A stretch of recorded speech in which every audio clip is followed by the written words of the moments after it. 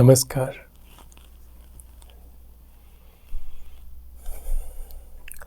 अध्यात्म विज्ञान भी है और कला भी।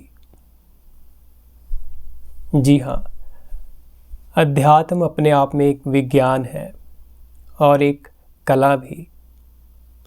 अध्यात्म बल है और ब्यूटी भी।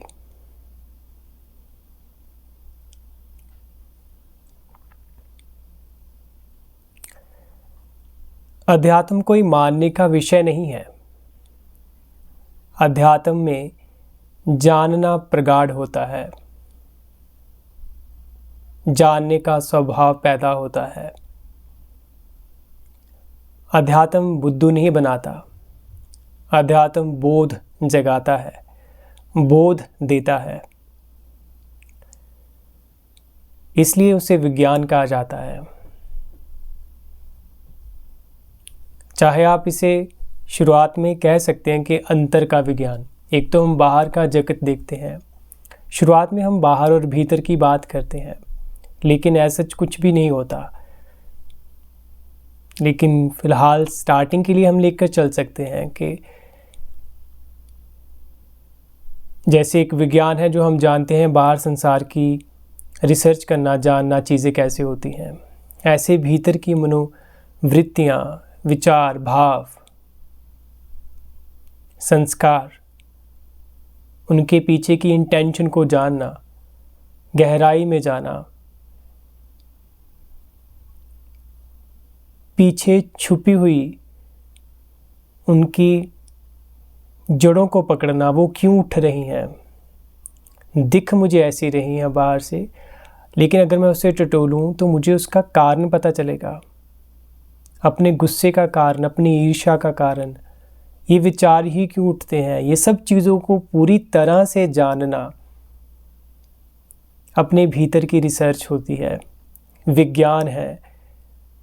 अपने मन की गहराइयों को टटोलना, उन्हें जांचना, रोशनी को वहाँ तक लेके जाना, यहाँ तक शायद बरसों से अंधेरा था।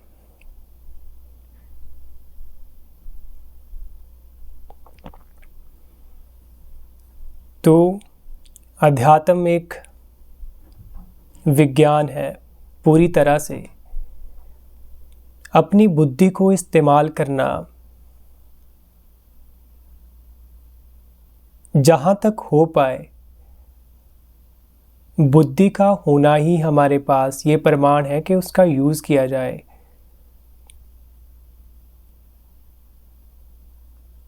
अगर वो इस प्रकृति में, हमारे इस जीवन में घटी है, हमारे पास है, तो निश्चित ही उसका कोई कारण होगा। तो उसे यूज़ कीजिए जहाँ तक हो पाए। जब ये बुद्धि हारेगी, अध्यात्म में पहले जानना होता है। जब हम जानेंगे, विचार करेंगे, अपनी बुद्धि को जगाएंगे, विवेक प्रज्ञा जन्मेगी, वो और सूक्ष्म होती है। लेकिन एक पल आता है जब बुद्धि हारती है, उसकी एक सीमा आ जाती है। वहीं से प्रज्ञा का जन्म होता है, समझ पैदा होनी शुरू होती है। तब यहाँ पर विज्ञान खत्म होता है और कला शुरू होती है। जब बुद्धि की सीमा आ गई, उसे अपना स्थान दिख गया, अपनी सीमा दिख गई, तब उस विज्ञान से कला का जन्म होता है। तभी अध्यात्म यहाँ से कला में प्रवेश करती है, ध्यान में प्रवेश करती है। अब यहाँ पर आप कुछ शब्द नहीं उठा सकते, विचार से कुछ बता नहीं सकते। यहाँ सौंदर्य प्रकट होता है। ये चीज़ें जी कर जानने वाली है, क्योंकि इसके लिए जो भी कुछ कहा जाएगा वो बुद्धि और मन के दायरे में ही आ जाएगा।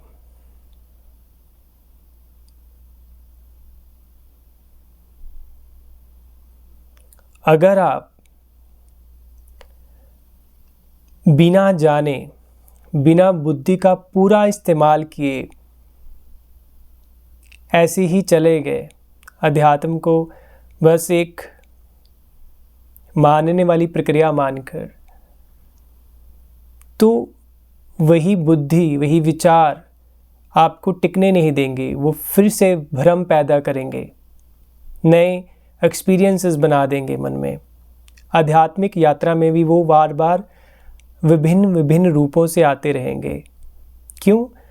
क्योंकि आपने बुद्धि का पूरा इस्तेमाल नहीं किया।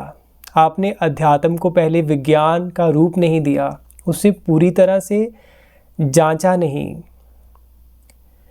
जब तक बुद्धि हारती नहीं, अपनी सीमा जानती नहीं,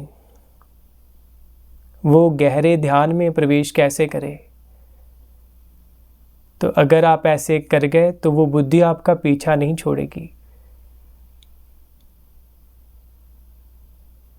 तो इसलिए ध्यान के ये दो पंख, अध्यात्म के ये दो पंख याद रखें, विज्ञान और कला, और इन्हें भिन्न करने की ज़रूरत नहीं है। डिवीज़न से हम जब भी जीते हैं, हम दुख ही बुलाते हैं और दुख ही पैदा करते हैं।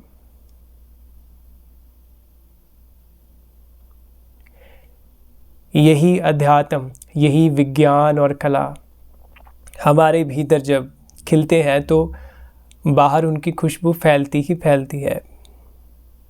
तो अब हम चाहकर भी संसार का बुरा कैसे करेंगे? क्योंकि संसार तो हमसे ही है। अगर हमारे भीतर प्रेम है, आनंद और शांति है, तो बाहर हम कैसे डर, नफरत और प्रॉब्लम्स पैदा कर देंगे?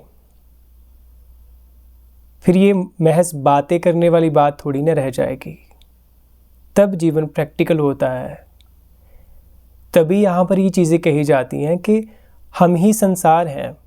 हमें जब ये बात बिल्कुल क्लियर नहीं होगी, हम इसे सच की तरह नहीं देख पाएंगे। इसलिए पहले ये जानना होगा हमें। और दूसरी बात ये है कि खुद को जब हम जान लेंगे, ये सच हम में घर कर जाएगा, तब हमारे अच्छे होते ही संसार अच्छा होगा ही होगा, क्योंकि हमने शुरुआत खुद से की है।